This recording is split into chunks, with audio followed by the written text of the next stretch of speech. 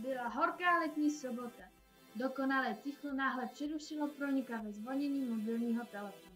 To když volala maminka z porodnice domů, že se jim narodil chlapeček, Mikuláš.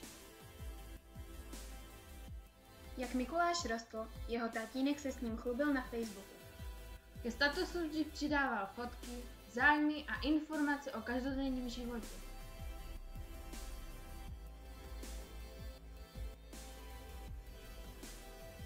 Když měl jít Mikuláš do 9. třídy, museli se spolu s rodiči přestěhovat do většího města kvůli jejich práci. I v nové škole si Mikuláš našel spoustu kamarádů. Nejvíce si však rozuměl s Májou. Začal si s ní psát na sociálních sítích a postupně se zbližovali. Nakonec z toho byla velká láska. Májiné nejlepší kamarádce, Hedvice, se Mikuláš také líbil, ale očividně o ní neměl zájem.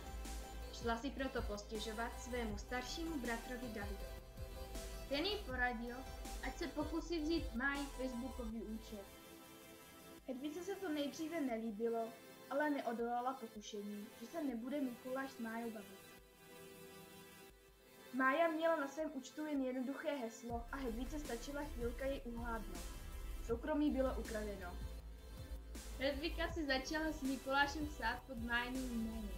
Usilovala o to, aby ji rozhádala proti sobě navzájem. Až se jí to po delší době povedlo. Mikuláš se přestal s Májou, která neměla o ničem ani tušení, bavit. Byl z toho velice smutný.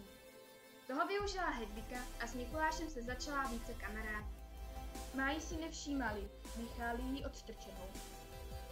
Když však nastal konec školního roku, tím i konec celé základní školy, uspořádala jejich třída rozlučkový večírek.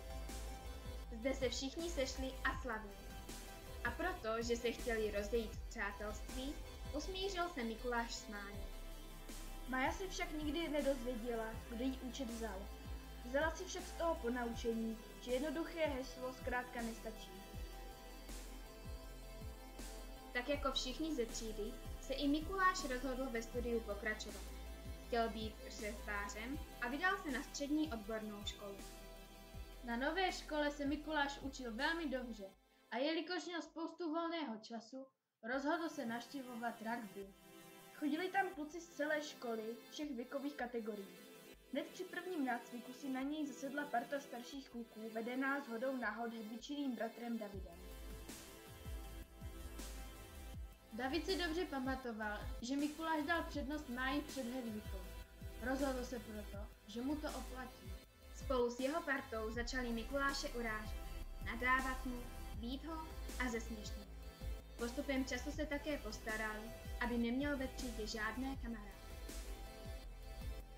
Když si pak jednoho dne prohlížel David Facebook, narazil na tatínka od Mikuláše. Informace, které tam měl o svém synu, okamžitě rozeslal všem klukům z party. Mikuláš si tak prošel jinou, nepříjemnější zkušenost. Kyberšika. Vysmívali se mu za jeho fotky, za zájmy, které měl a za jeho sny z dětství. Mikuláš už neměl žádné soukromí. Tenhle příběh se nikdy nestal, tak nebuď první, kdo ho zažije. Vaše Web Rangers z Dámbořic.